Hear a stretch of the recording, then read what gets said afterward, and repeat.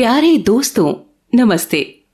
आज मैं आपको एक बड़ी ही रोचक कहानी सुनाने जा रही हूँ। बहुत समय पहले की बात है। मृकंडू नाम के एक ऋषि हुआ करते थे और उनकी पत्नी का नाम मरुद्वती था। ऋषि मृकंडू में समस्त श्रेष्ठ गुण मौजूद थे। उनके शरीर में तेज का वास था। उनका वैवाहिक जीवन काफी शांतिपूर्ण ढंग से व्यतीत हो रहा था, लेकिन विवाह के कई सालों पश्चात भी उन्हें संतान की प्राप्ति नहीं हो रही थी। ऐसे में उन्होंने भगवान शिव की तपस्या करने का मन बनाया। वो और उनकी पत्नी दोनों ने मिलकर भगवान शिव की घोर तपस्या की। ओम नमः शिवाय, ओम नमः शिवाय, जिससे भगवान ने प्रसन्न होकर उन्हें दर्शन दिए और बोले, हे मुनि, मैं तुम दोनों की तपस्या से प्रसन्न हूँ। मांगो, क्या वरदान मांगना चाहते हो? प्रभु, अगर आप सच में हमारी तपस्या से प्रसन्न हैं, तो हमें संतान के रूप में एक पुत्र प्रदान करें। ऋषि मृकंडू की ये बात सुनकर भगवान शिव ने कहा, हे मुनि, तुम्हें दीर्घायु वाला गुण रहित पुत्र चाहिए या फिर 16 वर्ष की आयु वाला गुणवान पुत्र चाहिए?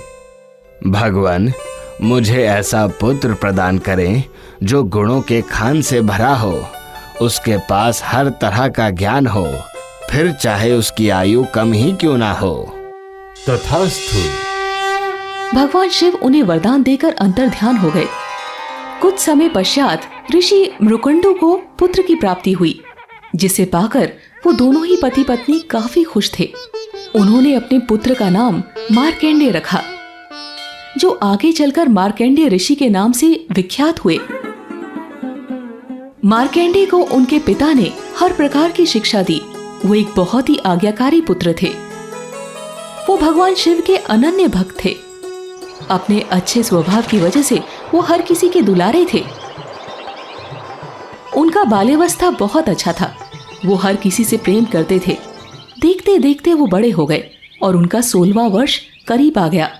ऐसे में मृकंडू ऋषि और उनकी पत्नी काफी ज्यादा चिंतित और व्यथित रहने लगे। ऐसे में बार बार मार्कंडेय अपने माता पिता से उनके दुख का कारण पूछते। माँ, बाबा, आप दोनों हमेशा इतना दुखी क्यों रहते हो? लेकिन वो बताने से हिचकिचाते थे। लेकिन एक दिन उन्होंने मार्कंडेय से कहा, पुत्र, हम दोनों को तुम्हारी चिंता खाई जा रही है। तुम्हारी आयु सिर्फ 16 वर्ष की ही है। ऐसे में अब तुम्हारे पास काफी कम वक्त बचा है। ऐसा क्यों बाबा? ऐसा शिवजी का वरदान है मेरे पुत्र। तुम अब 16 वर्ष के होने ही वाले हो। तभी मार्कंडेय ने कहा, पिताजी, आप तनिक भी चिंता ना करें। आपने मुझे सभी शास्त्रों का ज्ञान दिया है। आपने मुझे ये भी सिखाया है कि सच्चे मन से भगवान की प्रार्थना करने वालों की भगवान अवश्य सुनते हैं। मुझे 16 साल तक जीने का वरदान भगवान ने ही दिया है ना, इसलिए मेरी उम्र बढ़ाने की प्रार्थना भी मैं उन्हीं से करूँगा। मुझे विश्वास है कि वो मेरी प्रार्थना जरूर सुनेंगे। ये कहकर मार्कंडेय ऋषि माता पिता का आशीर्वाद लेते हैं और एक नदी के तट पर जाकर मिट्टी का शिवलिंग बनाकर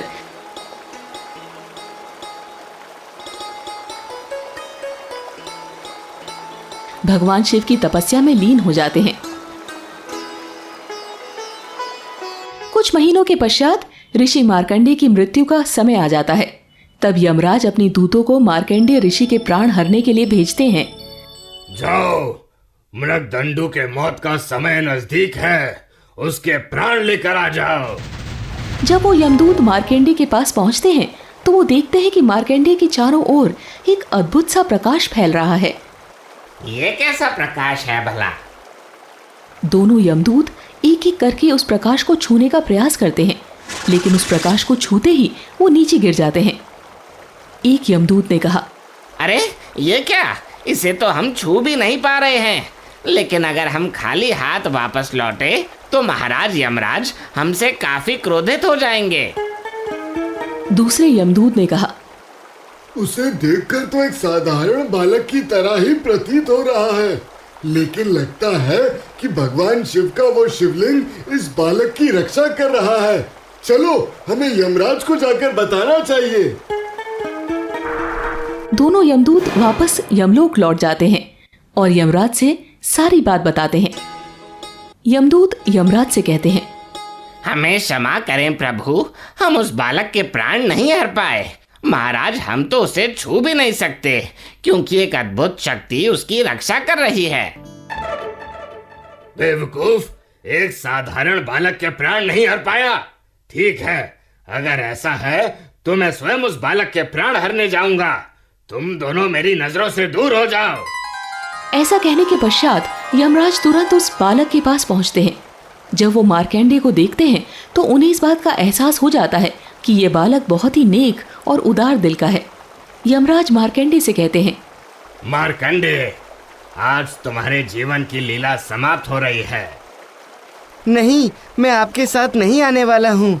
परमेश्वर मेरी रक्षा करेंगे। मार्कंडेय, मैं तुम्हें आखिरी बार कहता हूँ कि आज तुम्हारे जीवन का आखिरी दिन है। आज तुम्हें मेरे साथ चलना ही होगा। ये सुनकर भयभीत मार्कंडेय ने शिवलिंग को जोर से पकड़ लिया।